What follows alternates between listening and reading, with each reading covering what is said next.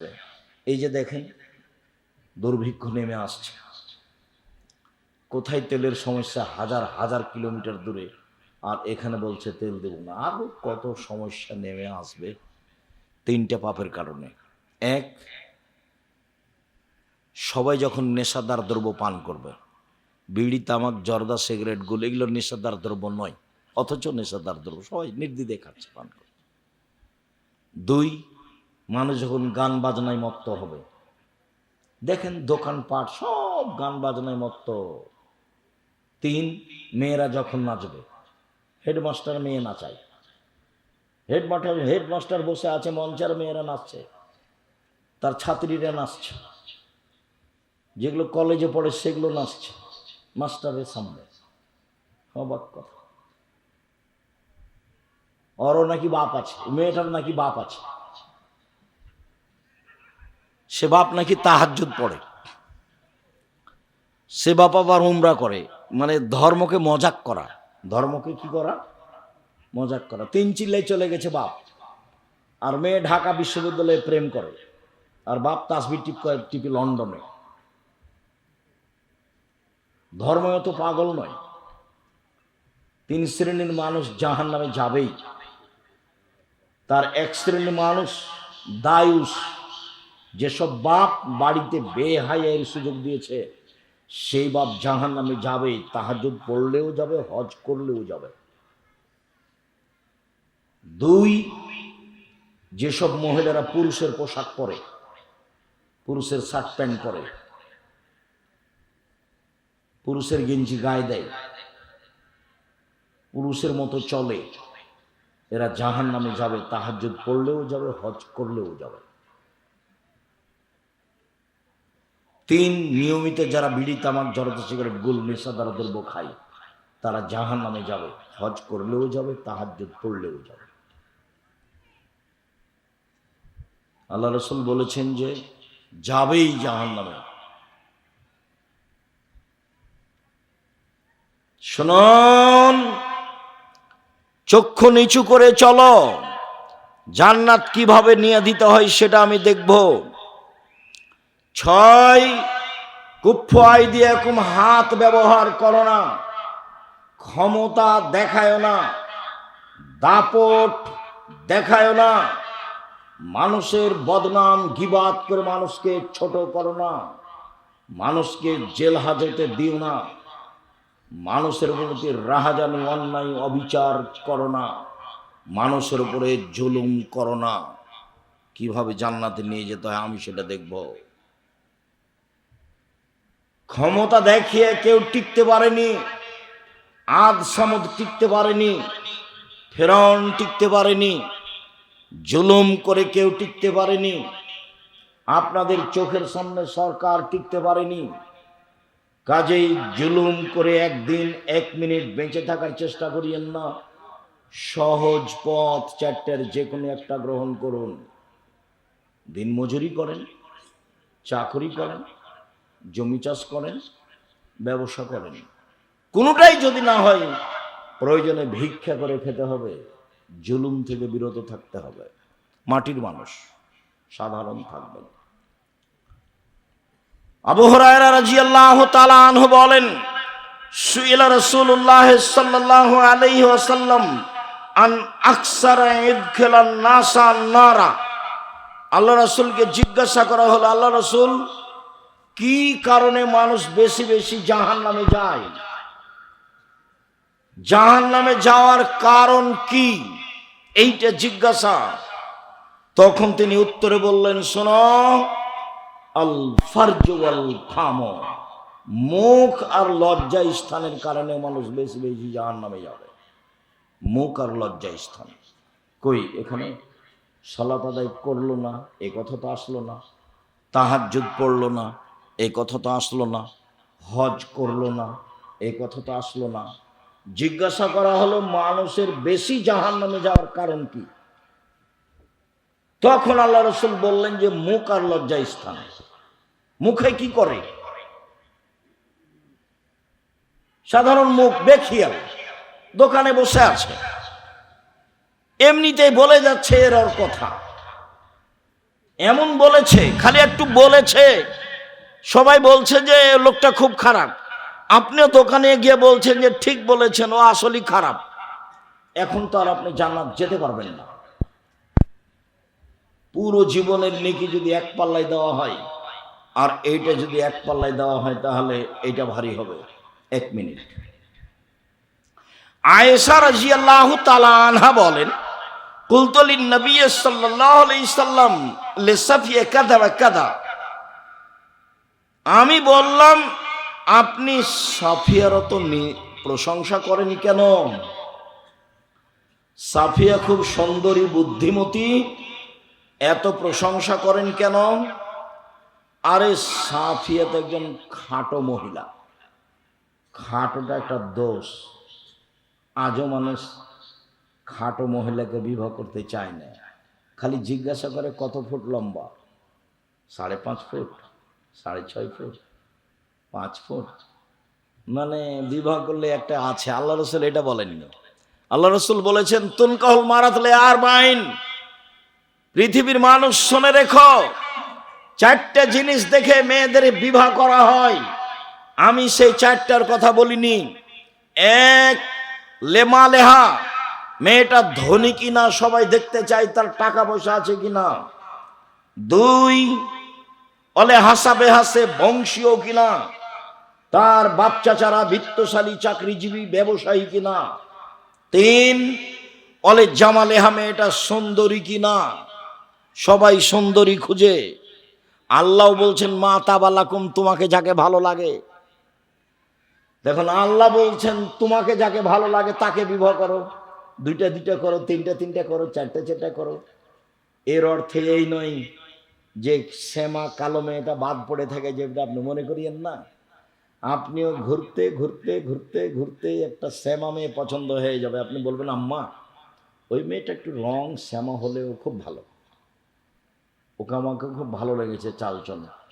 হ্যাঁ আব্বা, হ্যাঁ আব্বু, সেটি আমাকে ভালো লাগছে, চলো যাই সেখানে আগে যাই। যাক, কথা করে দাও। দেখেন বিবাহ হয়ে গেল। তো আল্লাহ তাকদিরে লিখে রেখেছে, তাকদিরকে বিশ্বাস করে আগাতে হবে। ফাসফার বেজাতে দিন, আমি তোমাদেরকে বলছি তোমরা ধার্মিক মেয়েকে বিবাহ করো। ভ্যানিটি ব্যাগ ঘাড়ে করে চলে যাচ্ছে বাজারে, একে ঘৃণা করো। নগ্ন পোশাক পরে চলে, একে ঘৃণা করো। ওকে বিবাহ করবা কেন? দেশ মেরে খেয়েছো, দুনিয়া মেরে খেয়েছো, দেখো পরহেজগার মেয়ে আছে। ও কথা আল্লাহ রসুল না করে দিলেন। আল্লাহ রসুল বলেন পৃথিবীর মানুষ শোনো, 4টা জিনিস দেখে পুরুষেরা বিবাহ করে, যুবকেরা। 1, অর্থ সম্পদ। 2, বংশ। 3, সুন্দরতা। 4, পরহেজগারিতা। আমি মোহাম্মদ সাল্লাল্লাহু আলাইহি সাল্লাম বলছি পরহেজগার মেয়েকে বিবাহ করো। আল্লাহ রসুলের আদেশ পালন করেন, সংসার সুন্দর হয়ে যাবে। আর যে বউ নিয়ে এসেছেন ও তো হস্তিনী, সংসার ভালো হবে না তো। ও বাজারে যাবে কেন? ও তো হস্তিনী, বাজারে যাবে কেন? ওর বাজারে যাওয়ার স্বাদ কেন? ও কোন শাড়ি কিনবে ও হাত লাগিয়ে দেখবে কেন? যা নিয়ে এসেছেন তাতেই খুশি। যতদিন পর্যন্ত আপনার স্ত্রী সংসারে এভাবে কথা বলতে না শিখবে, দেখেন কোন ভাবে, এইভাবে, আপনি যাতে খুশি আমি তাতে খুশি।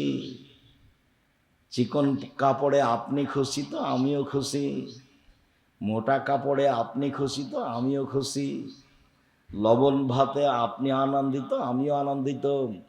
আমার পক্ষ থেকে কোনো প্রকার অভিমান থাকিবে না, আমার পক্ষ থেকে কোনো প্রকার প্রতিবাদ থাকিবে না, আমার পক্ষ থেকে কোনো প্রকার অভিযোগ থাকিবে না। আমি অভিমান নিয়ে আপনার সাথে সংসার করতে চাই না।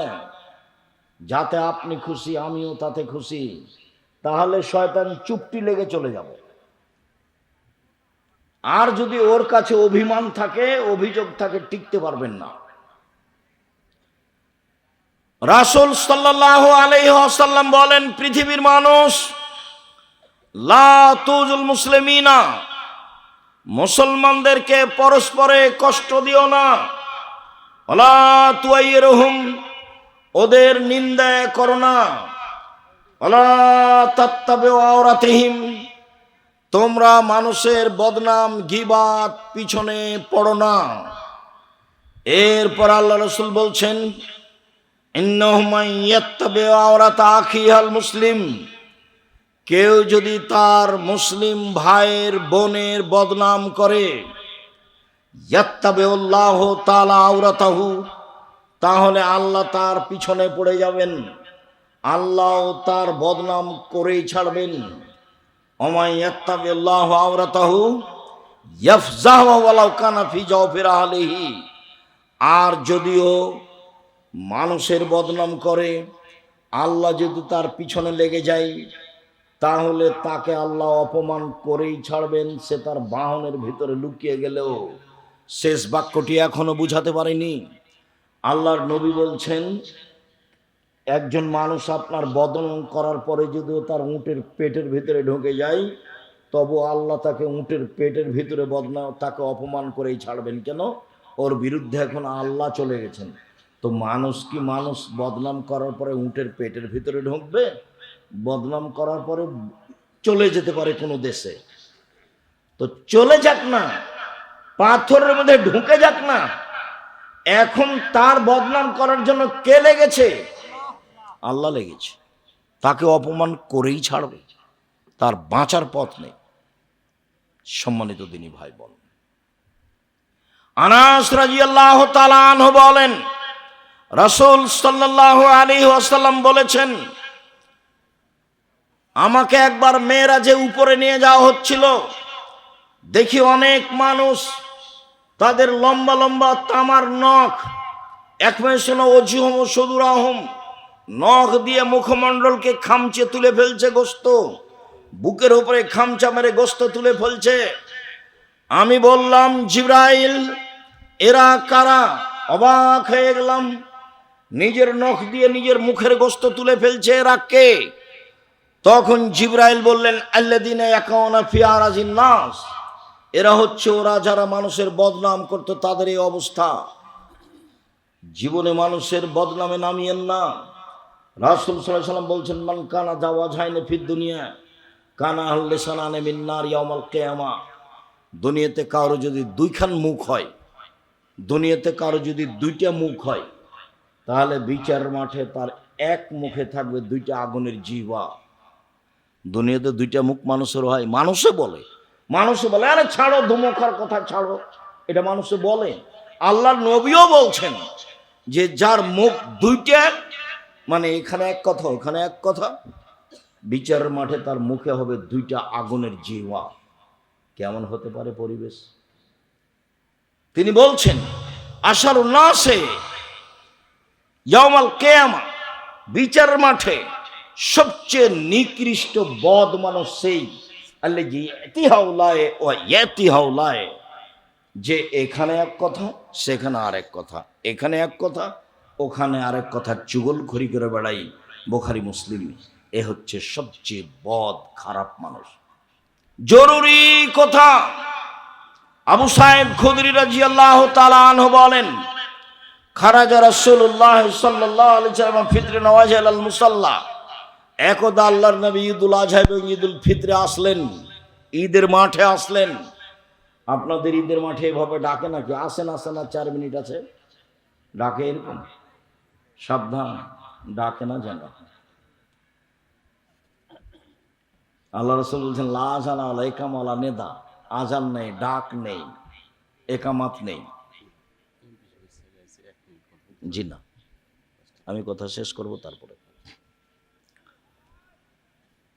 আজান নাই, একামাত নেই, ডাক নেই।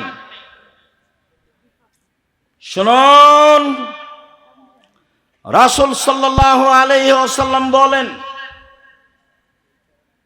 ইয়া মাশারান নিসা তাসাদ্দাকনা ফাইনে উরিতাকুন্না ইলা আকসারা আহলিন নার, মহিলারা তোমরা দান করো, আমি তোমাদেরকে অধিকাংশ জাহান্নামে দেখছি। জাহান্নাম বলতে নারী আর নারী, জাহান্নামের অধিকাংশ মানুষই নারী। জাহান্নাম বলতে নারী আর নারী, জাহান্নামের অধিকাংশ মানুষই নারী। যখন আল্লাহর নবী এই কথা বললেন, তখন মহিলারা বললেন, লিমা বেমা ইয়া রাসূলুল্লাহ, আল্লাহর নবী কেন আমরা বেশিরভাগ জাহান্নামে যাব, কেন আমাদের বেশিরভাগ জাহান্নামে যাওয়ার কারণ কি? তখন তিনি তিনটা কথা বললেন। এক, তুকসিরনা লানা, তোমরা বেশি অভিশাপ করো, খুচরা কথা বলো, বদনাম তাদের মুখে বেশি। তারাই দিন রাত বলে অমুক মেয়ে এমন, অমুক ছেলে এমন, তার স্বামী এমন, তার বোন এমন, তার ভাই এমন। দেখবেন যে তাদের মুখে সব সময় খুচরা কথা। মহিলারা জাহান্নামে যাবে তার এক নম্বর কারণ হচ্ছে তাদের মুখে অভিশাপ বেশি, খুচরা কথা বেশি, বদনাম বেশি, গীবত বেশি, সেই জন্য জাহান্নামে যাবে। দুই, তাকফুরনা নাসিরা, তারা স্বামীকে মেনে চলে না, সেই জন্য জাহান্নামে যাবে। চারটে আমলের ভিত্তিতে একজন মহিলা জান্নাতে চলে যাবে। এক, 5 ওয়াক্ত সালাত। 2, রমজান মাসের সিয়াম রোজা। 3, স্বামীকে মেনে চলা। 4, জেনায় লিপ্ত না হওয়া। এই 4টা কর্ম যার আছে, জান্নাতের সব দরজা খোলা তার জন্য। একদিকে আল্লাহ রাসূল বললেন তার জন্য জান্নাতের সব দরজা খোলা, আর আরেক দিকে আল্লাহ রাসূল বলছেন জাহান্নাম বলতে নারী আর নারী, জাহান্নামের অধিকাংশ মানুষই নারী। মহিলারা জিজ্ঞাসা করল কেন? তখন তিনি উত্তরে বললেন, এক, তারা অভিশাপ করে, বদনাম গীবাত করে, এই জন্য। 2, তারা স্বামীকে মেনে চলে না, এই জন্য। 3, মারাআইতু মিন নাকিসাতি আকলিন ওয়া দীনিন আযহাবুল রাব্বিল রাজুলিল হাযিম মিন ইহদাকুন্না, আমি দেখিনি তোমাদের চেয়ে কাউকে ও নারী জাতি, আমি দেখিনি তোমাদের চেয়ে কাউকে ও নারী জাতি বুদ্ধি কম হওয়ার পরেও, বিবেক কম হওয়ার পরেও বুদ্ধিমানের বুদ্ধিকে নষ্ট করতে পারে। তোমরা এমন জাতি যে বুদ্ধিমানের বুদ্ধিকে নষ্ট করতে পারো, তোমরা এমন জাতি যে বুদ্ধিমানের বুদ্ধিকে নষ্ট করতে পারো। একবার হাসি মুখে কথা বললেই ঈমান অর্ধেক হয়ে যায়। এ কথা আমি বলিনি, এ কথা মুহাম্মদ সাল্লাল্লাহু আলাইহি ওয়াসাল্লাম বলেন, হাদিস বুখারী মুসলিম। এই 3টে কারণে তারা বেশি জাহান্নামে যাবে।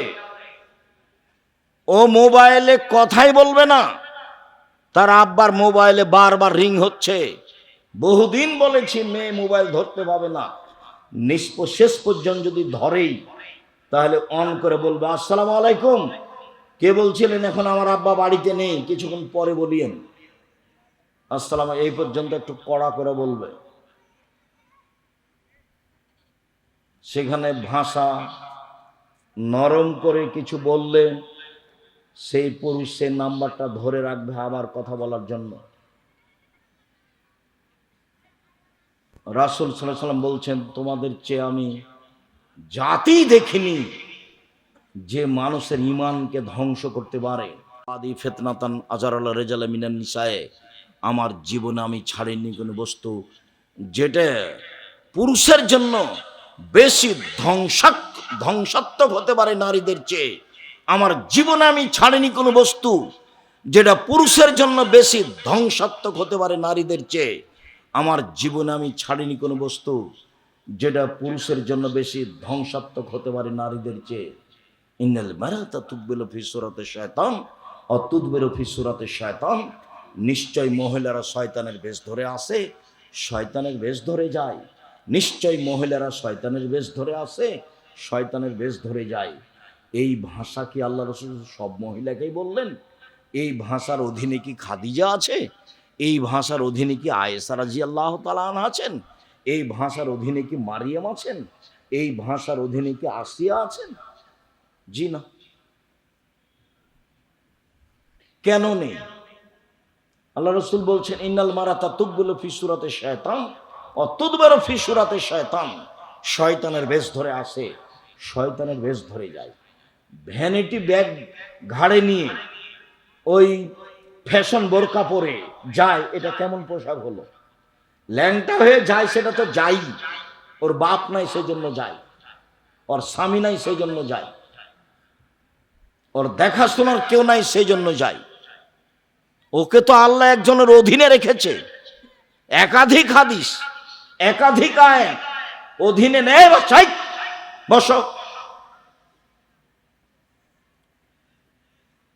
সম্মানিত দিনী ভাই বোন, রাসূল সাল্লাল্লাহু আলাইহি ওয়াসাল্লাম একদা বলছেন, তোমাদের কি হবে, যুগের কি হবে, তোমাদের কি হবে, যুগের কি হবে। এই যে অবকিতুম ফি ওসালাতে মিনান নাস, যখন তোমরা আগাছার মাঝে থাকবে, সমাজের সবাই হবে আগাছা, কেউ ভালো মানুষ থাকবে না, সেদিন তোমাদের কি হবে, সেদিন যুগের কি হবে, সেদিন তোমাদের কি হবে, সেদিন যুগের কি হবে। আমানতদারি বলে কোনো জিনিসই থাকবে না, মতবিরোধ বেড়ে যাবে, কেউ কাউকে মানবে না। দেখো দেখো দেখো মতবিরোধ কিভাবে মানুষের মধ্যে বাড়বে। ডান হাতের আঙ্গুল বাম হাতের আঙ্গুলের মধ্যে ঢোকালেন, মতবিরোধ মানুষের মাঝে এইভাবে ঢুকে যাবে, কেউ কাউকে মানবে না। তখন তোমাদের কি হবে, যুগের কি হবে, তোমাদের কি হবে, যুগের কি হবে।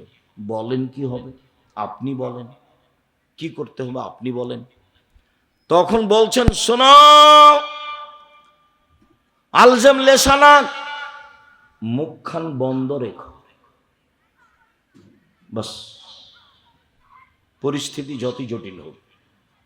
দুই, আলজেম বাইতাক, বাড়িতে থাকিও, বাড়ি থেকে বের হবে না জরুরি প্রয়োজন ছাড়া। তখন সাহাবীগণ বলছেন, আল্লাহর নবী, যে কারণে আমি বাড়িতে আছি, কেউ যদি এসে আমাকে বাড়িতে মারে, কেউ যদি আমার বাড়িতে এসে বদনাম করে, বাড়িতে এসে আমাকে মারে, আমি কি করব? আপনি যে বলছেন যে মুখটা বন্ধ রেখো, বাড়িতে থাকো, তো কেউ যদি আমার বাড়িতে এসে আমাকে মারে, তাহলে আমি কি করব? তখন আল্লাহ রাসূল বলছেন, শোনো শোনো শোনো, ওই সময় আদমের দুই ছেলের ভালোটার মতো হবা। আদমের দুই ছেলের কোনটার মতো হতে হবে? ভালোটা। কাবিল বলল, হাবিল তোকে আমি হত্যা করব। হাবিল বলল, তুমি হত্যা করো করো, আমি তোমাকে হত্যা করব না। মুখামুখি যাবেন না। দিন যত যাবে মানুষের মেজাজ রক্ত তত গরম, কেউ কাউকে মেনে নিবে না, মতবিরোধ বেড়ে যাবে, ছাড় বলে কোনো জিনিস থাকবে না। অথচ রাসূল সাল্লাল্লাহু আলাইহি ওয়াসাল্লাম, আল্লাহ তাআলা বলছেন, তিনটা গুণের ভিত্তিতে মানুষ জান্নাতে যাবে। এক, আল্লাযীনা ইনফিকুনা ফিস সাররাই ওয়াজ যাররাই, সচ্ছল অবস্থায় দান করে যে, অসচ্ছল অবস্থায় দান করে যে, সে জান্নাতে যাবে। দুই, আল কাযিমিনাল গায়জ, রাগকে দমন করতে পারে যে, সে জান্নাতে যাবে। রাগ দিয়ে কোনো কাজ নিতে হবে না, রাগ দেখে বউকে মারতে হবে না, রাগ দেখে বউকে তালাক দিতে হবে না। তালাক শব্দ অত তাড়াতাড়ি মুখ দিয়ে বের করেন কেন? ক্ষমতা দেখা দিয়ে গিয়ে বলছে তোমাকে, তোকে 3 তালাক, 1 তালাক, 2 তালাক, 3 তালাক, 1000 তালাক, কয়েকশো তালাক। তো এটা কিন্তু বুঝতে পারে না কে আমাকে খেপালো। ওই যে সূচনাতে বলেছি, আদমের ছেলে মেয়েকে আমি জাহান্নামে নিয়ে যাব যাব যাব, তো এখন ওর বউকে বলছে, শয়তান বলছে, এই কতদিন থেকে একটা শাড়ি চাচ্ছিস, 2026 সালের রমজান মাসের ঈদে একটা শাড়ি চালি, তাও তো হলো না, সংসার করবি, করিস না, যা। তখন ওর স্বামীকে বলছে, কত তোমাকে বললাম যে একটা শাড়ি কিনো, এ রমজানে কিনো না, তুমি কিনলে না, কথাটা আমার শুনলে না, তোমার সংসার করতে আমার ভালোই লাগে না। তখন বলছে, করবি না, যা, তো তালাক দিয়ে দাও। তালাক দিয়ে দিলাম, জানো, দিব, দেও না এখনই, দিব, এক্ষুনি দে, এক্ষুনি দে, এক্ষুনি চলে যাবো তোর বাড়ি থেকে, থাকবো না থাকবো না থাকবো না। ওকে কে খেপাচ্ছে বলেন তো? ওই সন্তান। এ নিরুপায় হয়ে বলছে, যা, তোকে তালাক দিলাম। তোকে 1 তালাক 2 তালাক 3 তালাক 1000 তালাক দিলাম। যেমন তালাক দেওয়া কথা শেষ তেমনি শয়তান চলে গেছে। এবার আর ঠান্ডা হয়ে গেছে, ঠান্ডা হয়ে বলছে ইন্না লিল্লাহি ওয়া ইন্না ইলাইহি রাজিউন। ছেলে মেয়ে 3টে, যে ছেলে মেয়ে কটা আছে? 3টে। তো বলছে তাহলে এখন উপায়? দুইজনই চিন্তা করছে কি করা যায়, বুদ্ধি। তো বলছে হুজুরকে জিজ্ঞাসা করো। পাশের হুজুর বলেছে যে হিল্লা করতে হবে, হিল্লা 1 রাতের জন্য বিবাহ দিতে হবে। ইন্না লিল্লাহ, এটা তো কঠিন, কি করা যায়? তো মা ফতোয়া নিতে গেছে, বলে কোনো পথই নেই, হিল্লা বিবাহ দিতে হবে, বাঁচার পথ দেখো কা। তাহলে জামিয়া সালাফে ডাঙ্গিপাড়া গিয়ে আব্দুল রাজ্জাক সাহেব কি করা যায়? এই কথা ছাড়া আর কোনো কথা পান না, খালি কথা বললেই তালাক। আল্লাহ তো তালাকের কথা বলছেন না, আগে বলছেন যে তুমি একটু সতর্ক করো, একটু পিটানি দাও, একটু বলো, একটু উপদেশ দাও, এত তাড়াতাড়ি তালাক কেন? আর ওই যে বোকা মানুষ 2 বছর 3 বছরের জন্য চলে গেছে বাইরে কাজ করতে, সৌদি, কুয়েত, কাতার, বাহরাইন, ঢাকা, লন্ডন, আমেরিকা, আর এখানে খালি হুকুম চালাই বউকে, এখানে যাবা না, সেখানে যাবা না, তোমার অমুক বাড়ি যাবা না, তমুক বাড়ি যাবা না, ওর সাথে কথা বলো না। তুই কথা বলেছিস, যা তোকে তালাক দিয়ে দিলাম। কত যে ঝামেলা দিন রাত। মোলার গাছ তুলে খেলে আর কি থাকে? থাকে না। বেগুন তুলে খেলে এখনো গাছটা আছে, ছিঁড়ে খেলে গাছটা আছে। গাছটা রাখেন, তালাকই দিয়ে দিলেন, থাকবে কি? তালাক ব্যবহার করিয়েন না ওভাবে, কম ব্যবহার করেন, সেটা শয়তান করাচ্ছে। নিরুপায় হয়ে বৈঠকে তালাকের সমাধান হবে। আপনি মুখে তালাক বলবেন না, আপনার বাপ মা, গ্রামের লোক, চেয়ারম্যান মেম্বার, মোড়ল মাতাব্বরা বসে যদি দেখা যায় যে সংসার চলবেই না, তাহলে বিচ্ছিন্নের ব্যবস্থা থাকবে। আপনিও তো রাগ করে বলছেন কেন 1 তালাক 2 তালাক 3 তালাক? সংসারটা এভাবে আপনি তালাককে সহজ মনে করছেন? আল্লাহ রসুল বলছেন জিদ্দুহুন্না জিদ্দুনা হাজলুহুন্না জিদ্দুন। 3টে জিনিস আছে, যার মজাকও চূড়ান্ত, চূড়ান্ত চূড়ান্ত, যার মজাকও চূড়ান্ত, চূড়ান্ত চূড়ান্ত। রাগ করে তালাক বললেও তালাক হবে, হাসি মজাক করে তালাক বললেও তালাক হবে, হায়েজ অবস্থায় তালাক দিলেও তালাক হবে, পেটে বাচ্চা আছে এই সময়ে তালাক দিলেও তালাক হবে, যে কোনো সময়ে তালাক দিলে তালাক হবে। হায়েজের কারণে তালাক বিরত থাকে না। 1 বৈঠকে 3 তালাক দিলে 1 তালাকই হয়। শয়তানকে এভাবে সুযোগ দিয়েন না। শুনুন, রাসূল সাল্লাল্লাহু আলাইহি সাল্লাম বললেন তোমাদের কি হবে, যুগের কি হবে, আপনি বলেন কি করতে হবে। তখন আল্লাহ রসুল বললেন যে মুখখান বন্ধ রেখো, বাড়িতে থাকো। আমি যদি বাড়িতে থাকি, সে যদি আমাকে আসে মারতে, তখন তুমি আদমের 2 ছেলের ভালোটার মতো হয়েও। আদমের এক বড় ছেলে কি বলল? হাবিল তোকে মারবো। তখন কাবিল কি বলল? কাবিল বলল হাবিল তোকে মারবো। তখন হাবিল কি বলল? তুমি মারো মারো, আমি তোমাকে মারবো না। খবরদার ঝগড়ায় যাবেন না, বিবাদে যাবেন না। 3 শ্রেণীর মানুষ জান্নাতে যাবেই। 1, সচ্ছল অসচ্ছল অবস্থায় দান করে যে। 2, রাগকে দমন করে যে। 3, আফিনানিন নাস, মানুষকে মাফ করে যে। মাফ করতে শিখবেন। আমার জীবনে 2টা ত্যাগ, মানুষের বদনাম করব না, ও যদি আমাকে ধুয়ে ছেড়ে দেয় তবু।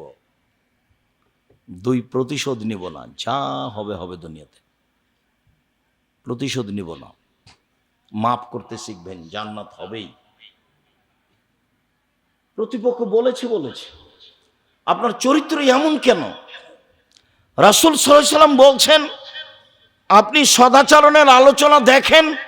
রাসূল সাল্লাল্লাহু আলাইহি সাল্লাম বলছেন আল মুমিনুনা কারাজুলিন ওয়াহিদ, সারা পৃথিবীর মানুষ হলো একজন।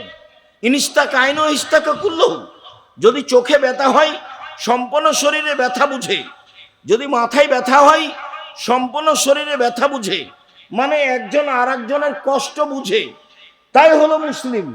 কেন আপনি এরকম হলেন যে ও যদি বিপদে পড়ে তাহলে আপনি বলছেন ঠিক হয়েছে ঠিক হয়েছে? এটা কোন চরিত্র?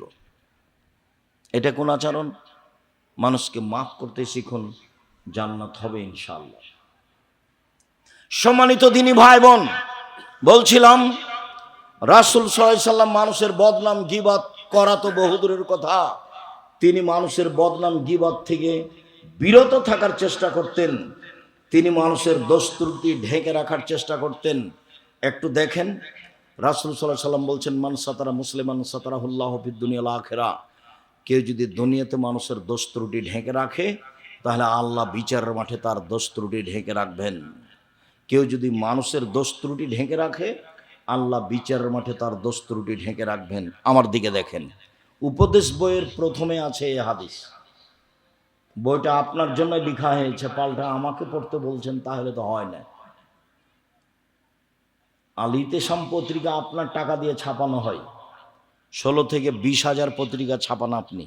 কেন আপনি পড়েন না? উপদেশ বই নিয়ে যাবেন, আপনি দেখবেন। দুয়ার বই আপনি পড়বেন, ওই জন্য লেখা হয়েছে। চেষ্টা করেছি অক্ষরে অক্ষরে মুখে রাসূল সাল্লাল্লাহু আলাইহি সাল্লামের আল্লাহর কথা বলা, কোনো কিস্সা কাহিনী না বলা, কলমে মিথ্যা কথা না লেখা, কোনো কিস্সা কাহিনী না বলা, মিডিয়ায় মিথ্যা কথা না বলা, কোনো কিস্সা কাহিনী না বলা। চেষ্টা করেছি শুধু আপনার জন্য। বিচারের মাঠে আল্লাহ তাআলা একটা লোককে এভাবে তার বাহু দিয়ে অন্তরাল করে নেবেন। অন্তরাল করে নিয়ে তার আমলনামা তার সামনে তুলে ধরে বলবেন, দেখো তো এটা তোমার আমলনামা, তুমি পড়ো তো এখানে কি আছে। এটা কি তোমার আমলনামা? জি। তুমি কি মনে করছো যে আমার ফেরেশতা অন্যায় লিখেছে? জি না, আপনার ফেরেশতা অন্যায় লিখেছে এটা আমি বলছি না। তখন আল্লাহ বলবেন, তুমি কি আমাকে কিছু বলতে চাও? জি না, আমি আপনাকে কিছু বলতে চাই না। তখন আল্লাহ বলবেন, শোনো, মানুষ হিসাবে তুমি মানুষের দোষ ত্রুটি ঢেকে রাখতে, প্রকাশ করতে না। আমি বিচারের মাঠে আমি আল্লাহ হয়ে তোমার দোষ ত্রুটি ঢেকে রাখবো না। যাও, তোমার দোষ ত্রুটি মানুষের সামনে পেশ করলাম না, তুমি জান্নাতে যাও। আর আপনি সাংবাদিকতার চাকরি নিয়েছেন, মানে মানুষের দোষ ত্রুটি কি করা? তলিয়ে তলিয়ে দেখে পেপার পত্রিকা দেওয়া, ভিক্ষা করে খাওয়া ভালো। এই পথ আপনাকে কে বাছাই করতে বলল? আমি বলিনি কোনোদিন। মানুষের দোষ ত্রুটি আপনাকে এরকম ভাবে প্রকাশ করতে ভালো লাগে কেন? 1 মিনিট। একজন সাহাবী এসে বলছেন আল্লাহর নবীকে, ইয়া রাসূলুল্লাহ, তাহেরনি, আমাকে পবিত্র করুন। তখন আল্লাহ রাসূল বলছেন, ইরজে, বাড়ি ফিরে যাও, আস্তাগফিরুল্লাহ, আল্লাহর নিকটে ক্ষমা চাও, অতুব ইলাইহি, তুমি তওবা করো, তোমার পাপ ক্ষমা হয়ে যাবে। লোকটি চলে গেল।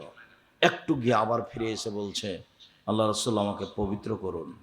তখন আল্লাহ রাসূল বললেন, বাড়ি ফিরে যাও, ক্ষমা চাও, তওবা করো, পাপ ক্ষমা হবে। তাহলে আল্লাহ রাসূল বুঝতে পেরেছেন পাপ বড় আছে, কিন্তু জিজ্ঞাসা করছেন না যে কেন তোমাকে পবিত্র করব। চলে গেল। একটু পরে আবার এসে বলছে, আল্লাহ রাসূল, আমাকে পবিত্র করেন। আল্লাহ রাসূল বললেন যে বাড়ি ফিরে যাও, আল্লাহর কাছে ক্ষমা চাও, তওবা করো, পাপ ক্ষমা হয়ে যাবে। লোকটি চলে গেল। একটু গিয়ে আবার ফিরে এসেছে। চতুর্থবার যখন ফিরে এসেছে, তখন আল্লাহ রাসূল বলছেন, আবেহি জনন, লোকটা কি পাগল? আমি তো চলে যেতে বলছি, যায় না কেন? আমি বলছি চলে যাবে, আল্লাহর কাছে ক্ষমা চাইবে, ক্ষমা হবে ইনশাআল্লাহ, তো যায় না কেন? ও কি পাগল? কালু লাইসা বিমাজনুন। সাহাবীগণ বলেন, জি না, ও তো পাগল নয়, ভালো মানুষ। তখন আল্লাহ রাসূল জিজ্ঞাসা করছেন না যে কেন তোমাকে পবিত্র করব। তখন আল্লাহ রাসূল বলছেন, আশারে বা খামরান, ও কি মদ পান করেছে, তাই তার মস্তিষ্ক বিকৃত হয়েছে। আমি যে বলছি চলে যেতে, সে কথা বুঝতে পারে না। সে কি মদ পান করেছে, তাই তার মস্তিষ্ক বিকৃত হয়েছে, আমার কথা বোঝে না। ফাকামা রাজুলুন ফাস্তান কাহাহু, একটা লোক দাঁড়িয়ে মুখে নাক লাগিয়ে মুখটার সঙ্গে দেখে বলছে, আল্লাহ রাসূল, মাশারে বা খামরান, ও তো মদ পান করেনি। তখন আল্লাহ রাসূল বলছেন, আজ জানাইতা, তুমি কি জেনা করেছো? তখন লোকটি বলছে, মানুষ বৈধভাবে তার স্ত্রীর সাথে যা করে, আমি অবৈধভাবে করেছি, আপনি আমার বিচার করে দেন। বিচার যা হয় তা হলো। আমি আপনাকে বলছি, একটু ভালো করে খেয়াল করেন। আল্লাহর নবী মোহাম্মদ সাল্লাল্লাহু আলাইহি সাল্লাম প্রথমবারই তো বলতে পারতেন যে কেন তোমাকে পবিত্র করব। বুঝতে পারছেন না কথা? প্রথমবার বললেন না, দ্বিতীয়বার বললেন না, তৃতীয়বার বললেন না, চতুর্থবার বললেন না, পঞ্চমবারে বলছেন যে ও কি পাগল, ষষ্ঠবারে বলছেন ও কি মদ খেয়েছে। তো সবাই যখন বলল যে না মদ খায়নি, পাগলও নয়, তখন আল্লাহ রাসূল জিজ্ঞাসা করছেন তুমি কি জেনা করেছ? এই কথাটা তো প্রথমে বলতে পারতেন। আর তুমি কি জেনা করেছ এই কথাটার উত্তর তিনি কয়েকবার বলেছেন, যাও ক্ষমা চাও, তওবা করো। তো কেন তিনি তওবা করতে বলছেন, কেন তিনি ক্ষমা চাইতে বলছেন? বড় পাপ না হলে তো তওবা হবে না। তার মানে উনি বুঝতে পেরেছিলেন প্রথমেই, কিন্তু তিনি প্রকাশ করতে চাচ্ছিলেন না, ঢেকে রাখতে চাচ্ছিলেন। শেষ পর্যন্ত ঢেকে রাখতে পারলেন না, প্রকাশ হয়ে গেল, বিচার হয়ে গেল। এর পরের অংশটা শোনেন। ইনার নাম হচ্ছে মাইজ ইবনে মালিক, বিশিষ্ট সাহাবী।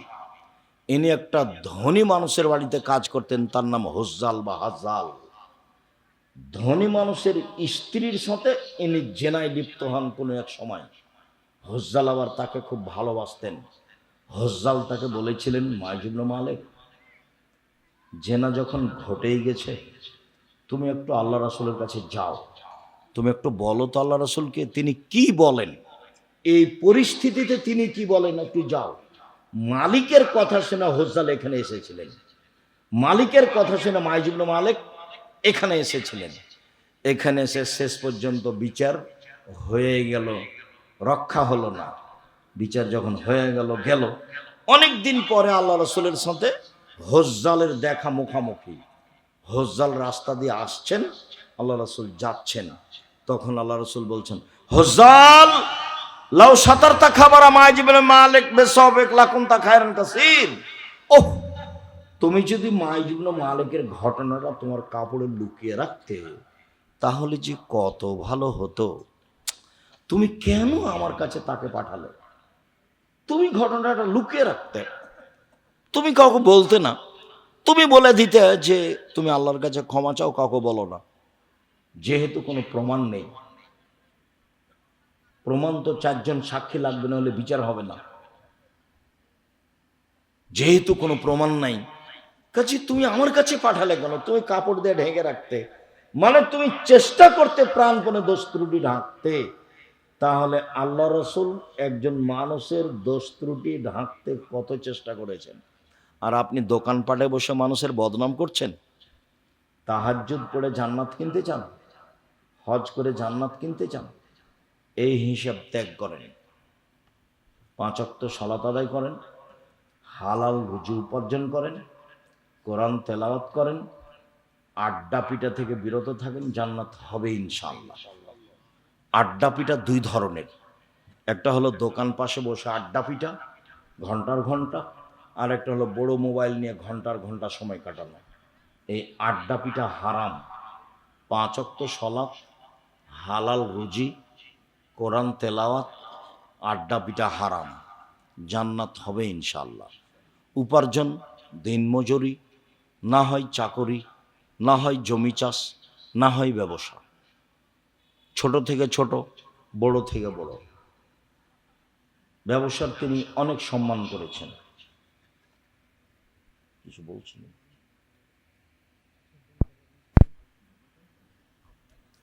সম্মানিত দিনী ভাই বোন, আমি আপনাদেরকে আরেকটু বলি, অল্প দিন বাঁচতে এসে মানুষের বদনাম গীবাত করে পরকাল হারার চেষ্টা করিয়েন না। যত নিজেকে সংযম করে রাখবেন, খাটো করে রাখবেন, তত বেঁচে থাকা সহজ হবে। উকবা ইবনে আমির রাদিয়াল্লাহু তাআলা আনহু বলেন, রাসূল সাল্লাল্লাহু আলাইহি সাল্লামকে জিজ্ঞাসা করা হলো, মান নাজাত, বাঁচার পথ কি? আল্লাহর নবী, জাহান্নাম থেকে বাঁচার পথ কি? তখন তিনি 1 নম্বরে বললেন, আলজেম লেসানাক, মুখটা বন্ধ রেখো, জান্নাত হবে ইনশাআল্লাহ। 2, অলিয়াসা বাইতুক, বাড়িকে প্রশস্ত রাখো, জরুরি প্রয়োজন ছাড়া বাড়ির বাইরে যাবা না। এটা জীবনের চরিত্রের সাথে গড়ে নাও। জরুরি প্রয়োজন ছাড়া বাড়ির বাইরে যাওয়া হবে না। রাত 10টায় ঘুমিয়ে যেতে হবে যে কোনো মূল্যে। সবাই মিলে 5 ওয়াক্ত সালাত আদায় করতে হবে, করতেই হবে। জীবনের সলাতই এমন একটা ইবাদত যা মানুষের সাথে আপোষ করে না। সলাতই একটা ইবাদত যা মানুষের সাথে আপোষ করে না। হজ করে, মানুষের সাথে হজ আপোষ করে। কিভাবে? আপনি বলছেন এবছর সুবিধা হলো না, সামনে বছর যাব হজ করতে। ঠিক আছে, যান। জাকাত আপোষ করে। কিভাবে? এবছরের জাকাত আমি 2 মাস আগেই দিব, দেন। এবছরের জাকাত আমি 20 দিন পরে দিব, দেন। এই যে আপোষ করছে। সিয়াম, রমজানের রোজা, সিয়াম আপোষ করে। কি? শরীরটা আজকে ভালো লাগে না, ছেড়ে দেন, পরে করিয়ে। সফরে আছি, ছেড়ে দেন, বাড়িতে যাবেন যখন তখন করবেন। এ দেখেন আপোষ করে। কিন্তু সলাৎ কোনো আপোষ করে না। নামাজের কোনো আপোষ নেই। অজু করে সলাত আদায় করতে হয়, পানি নেই, তায়াম্মুম করে করবেন। মাটি নেই, অজু তায়াম্মুম ছাড়াই সলাত আদায় করবেন। কেবলার দিকে মুখ করে সলাত আদায় করতে হয়, কেবলা বোঝা যায় না, কেবলা ছাড়াই সলাত আদায় করতে হবে। দাঁড়িয়ে সলাত আদায় করতে হয়, দাঁড়িয়ে থাকা যায় না। বসে থেকে সলাত আদায় করতে হবে, বসে থাকা যায় না। শুয়ে থেকে সলাত আদায় করতে হবে। পরিষ্কার কাপড় পরে সলাত আদায় করতে হয়, পরিষ্কার কাপড় নেই।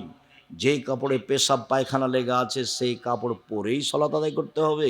পরিষ্কার ও অপরিষ্কার কোনো কাপড়ই নেই, উলঙ্গ অবস্থায় আছেন, এই সময়ও তাকে সলাত আদায় করতে হবে। পৃথিবীতে ভিন্ন ধরনের ব্যতিক্রম বিরল ইবাদত সলাত যা মানুষের সাথে আপোষ করে না। সলাত আদায় না করলে মানুষ মুসলমান থাকে না। সেই কালে ইমাম আহমদ ইবনে হাম্বল বলেছেন, অলসতা করে 1 ওয়াক্ত নামাজ ছেড়ে দিলে তাকে হত্যা করতে হবে। ইমাম আবু হানিফা রাহিমাহুল্লাহ বলেছেন, অলসতা করে 1 ওয়াক্ত সালাত ছেড়ে দিলে জেলখানায় বন্দি করে পিটিয়ে সালাত আদায় করাতে হবে। আরবি বিদ্বানগণ এখন বলেন, স্বামী সালাত আদায় করে, স্ত্রী করে না, স্ত্রী করে না, করে স্বামী করে না, তখন বিবাহ বিচ্ছিন্ন হয়ে গেছে। বিবাহ নেই, চেয়ারম্যান মেম্বার লাগে না, খাতা কলম লাগে না, বিবাহ এমনিতেই চলে গেছে। তারা আরো বলছে, এইরকম ব্যক্তি মারা গেলে তার জানাজা হবে না। শুধু কি জানাজা হবে না, বলছে যে এরকম ব্যক্তির কবর মুসলমানের কবরস্থানে দেওয়া হবে না, ওর লাশকে হিন্দুদের শ্মশান ঘাটে ফেলে দিতে হবে। তার নাম সলাত। পৃথিবীর ব্যতিক্রম ইবাদত সলাত, এর সাথে আপোষ করবেন না। ছেলে মেয়ে, আহাল পরিবার সবাই মিলে যে কোনো মূল্যে যে কোনো অবস্থাতে সলাত আদায় করতেই হবে, এই মনে করে জরুরিভাবে সলাত আদায় করবেন। হালাল রুজির প্রাণপণে চেষ্টা করবেন। জরুরি প্রয়োজন ছাড়া বাড়ির বাইরে যাবেন না। রাত 10টায় ঘুমিয়ে যাবেন, রাত 3টায় উঠবেন, সুন্দর করে অজু করবেন, অন্তত 2 রাকাত সালাত আদায় করবেন। আপনি 2 রাকাত আর আপনার স্ত্রী 2 রাকাত। তাহলে আপনাদের নামটা যারা খুব বেশি ইবাদত করে ওদের তালিকায় লিখে দেওয়া হবে। বেশি না পারলে অন্তত 2 রাকাত। তারপরে হাত তুলে দোয়া করবেন। হাত তুলে দোয়া করে আগে ইসমে আজম পড়বেন, দুরুদে ইব্রাহিম পড়বেন। তারপরে নিজের কথা বলেন, কি চান, ক্ষমা চান। তারপরে বলেন, আল্লাহ আমার বাপ মাকে ক্ষমা করো। তারপরে বলেন, আমার ছেলে মেয়েকে কবুল করো। তারপরে বলেন, জমি জায়গা, আহাল পরিবার, বাড়িঘর কিছু চান। মুখখান বন্ধ করে থাকেন কেন? আল্লাহ নেমে এসেছেন প্রথম আকাশে, উঠার জন্য নিজেকে জরুরি মনে করবেন। আল্লাহ রসুল বলছেন, আলাইকুম বিকিয়ামিল লাইল ফান্নাহু দাবুস সালিহিন মান কানা কাবলাকুম। পৃথিবীর মানুষ, রাতে উঠে তোমাদের জন্য ইবাদত করা জরুরি। এটা হচ্ছে অতীতের পরহেজগার নবী রাসূলের কাজ। অতীতের নবী রাসূল, সিদ্দিক, সোহদা, সালেহ, পরহেজগার মানুষেরা রাতে উঠে অজু করে সালাত আদায় করে আল্লাহকে ডাকতো। তোমরা কোন শরমে ঘুমিয়ে আছো? কেন ঘুমিয়ে আছো? উঠো, অজু করো সুন্দর করে। অজু এমন জিনিস, অজু করলে পাপ মিটে যায়, মান বেড়ে যায়। অজু করলে পাপ মিটে যায়, মান বেড়ে যায়। আল্লাহ রাসূল বলছেন, শোনো, আমি তোমাদের এমন একটা কথা বলে দিব না যাতে পাপ মিটে যাবে, মান বেড়ে যাবে। বলেন তো সেটা কি? সুন্দর করে ওযু করলে পাপ মিটে যায়, মান বেড়ে যায়। পায়ে হেঁটে মসজিদে গেলে পাপ মিটে যায়, মান বেড়ে যায়। সলাতের পরে বসে বসে জিকির আজকার তাসবিহ তাহলিল করলে পাপ মিটে যায়, মান বেড়ে যায়। পাপ মিটে যায়, মান বেড়ে যায়। তারপর লোকটি হয়ে যায় সেই দিনের মতো যেদিন তার মা তাকে জন্ম দিয়েছে। তারপর লোকটি হয়ে যায় সেই দিনের মতো যেদিন তার মা তাকে জন্ম দিয়েছে। নিষ্পাপ হয়ে যায়। সুন্দর করে ওযু করলে, পায়ে হেঁটে মসজিদে গেলে, সলাতের পরে জিকির আজকার করলে পাপ মিটে যায়, মান বেড়ে যায়। পাপ মিটে যায়, মান বেড়ে যায়। লোকটি হয়ে যায় সেই দিনের মতো যেদিন তার মাতাকে জন্ম দিয়েছে। রাসূল বললেন, তোমার এখন মরে যাওয়া ভালো, তোমার এখন বেঁচে থাকা ভালো। সুন্দর করে ওযু করেছো, পায়ে হেঁটে মসজিদে এসেছো, সলাত আদায় করে জিকির আজকার তাসবিহ পড়েছো, এখন তোমার মরে যাওয়া ভালো, এখন তোমার বেঁচে থাকা ভালো। এখন তোমার মরে যাওয়া ভালো, এখন তোমার বেঁচে থাকা ভালো। এখন তোমার উভয়টাই ভালো। সুন্দর করে ওযু করেছো, পায়ে হেঁটে মসজিদে এসেছো, সলাতের পরে জিকির আজকার করেছো। সুন্দর করে ওযু করে 2 রাকাত সলাত আদায় করে আল্লাহর কাছে হাত তুলে নিজের কথা বলবেন, বাপ মায়ের কথা বলবেন, আহাল পরিবার ছেলে মেয়ের কথা বলবেন, জমি জায়গা গাড়ি বাড়ির কথা বলবেন। লম্বা সময় ধরে আল্লাহর কাছে কান্নাকাটি করবেন। প্রথমে ইসমে আজম, তারপর দুরুদে ইব্রাহিম, তারপর নিজের কথা, দেশের জন্য কল্যাণ চাইবেন। আর আল্লাহ সর্বশক্তিমান, পৃথিবীতে যত যুদ্ধবিঘ্ন, অন্যায় অবিচার জুলুম, আল্লাহ তুমি বন্ধ করতে পারো, তুমি সর্বশক্তিমান, তুমি এগুলো বন্ধ করো। দেশে যেন দুর্ভিক্ষ না আসে, মানুষ যেন বিপদে না পড়ে, তুমি এগুলো থেকে বাঁচাও। জাতির জন্য, দেশের জন্য, নিজের জন্য আল্লাহর কাছে কিছু চাইতে শিখেন। রাসূল সাল্লাল্লাহু আলাইহি সাল্লাম বললেন, সঙ্গী সাথী বলতে পারো মানুষকে পিছন দিক থেকে ধাক্কা মেরে জাহান্নামে নিক্ষেপ করে কি? সঙ্গী সাথী বলতে পারো মানুষকে পিছন দিক থেকে ধাক্কা মেরে জাহান্নামে নিক্ষেপ করে কি? এই কথা বলতে বলতেই ফাখাত লিসানাহু, আল্লাহ রাসূল জিহ্বাটা ধরে নিয়েছেন।